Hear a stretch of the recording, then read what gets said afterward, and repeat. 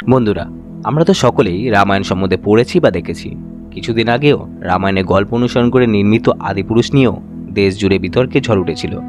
কিন্তু রামায়ণের কিছু চরিত্র আছে যাদের সম্বন্ধে কোনো রকমভাবে বেশি গুরুত্ব দেওয়া হয়নি কোনো সিনেমাতে। এমন এক চরিত্রের কথা আজকে আমরা জানব।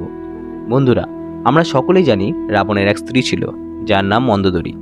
কিন্তু আমরা অনেকেই হয়তো জানি না রাবণের মৃত্যুর পর এই মন্দোদরীর কী হয়েছিল। আজকের ভিডিওতে আমরা জানবো স্বামীর মৃত্যুর পর মন্দোদরী কী করেছিলেন। নমস্কার বন্ধুরা, আপনাদের সকলকে আমাদের প্রিয় মায়াপুর চ্যানেলে স্বাগত। আপনাদের কাছে অনুরোধ, প্লিজ আপনারা চ্যানেলটিকে সাবস্ক্রাইব করে আপনাদের ভাইকে একটু সাপোর্ট করুন। চলুন শুরু করি আজকের ভিডিও।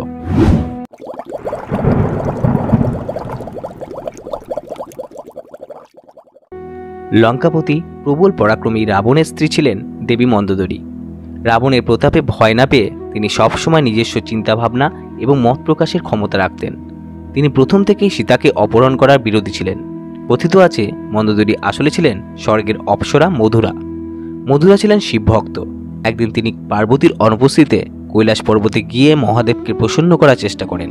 পার্বতী ফিরে এসে দেখেন মধুরার সঙ্গে মহাদেবের ভস্ম লেগে আছে। প্রচণ্ড রেগে পার্বতী মধুরাকে অভিশাপ দেন, তাকে একটি কূপের মধ্যে 12 বছর ব্যাঙ হয়ে কাটাতে হবে। 12 বছর কূপের মধ্যে কাটানোর পর যখন নিজের ভাগ্যের কথা ভেবে কান্না করছিলেন, তখন তার কান্না শুনতে পান রাক্ষসরাজ মায়াসুর ও তার স্ত্রী। যেহেতু তাদের কোনো কন্যা সন্তান ছিল না, তাই তারা মধুরাকে ওই অবস্থায় দেখে তাকে কন্যা হিসেবে বরণ করে রাজপ্রাসাদে নিয়ে আসেন এবং তার নাম দেন মন্দোদরী। এই মধুরাকে দেখে মুগ্ধ হন লঙ্কার রাজা রাবণ।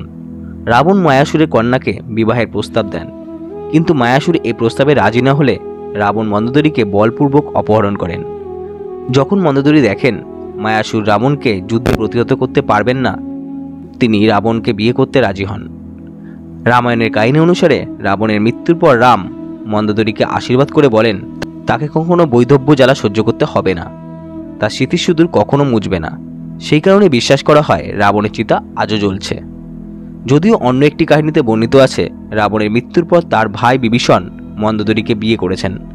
রামের নির্দেশেই তিনি নাকি বিভীষণকে স্বামী হিসেবে মেনে নেন। বন্ধুরা, ভিডিওটি ভালো লাগলে লাইক, শেয়ার এবং কমেন্ট করবেন। আপনাদের সাপোর্ট পেলে আরও ভিডিও করার উৎসাহ জাগে।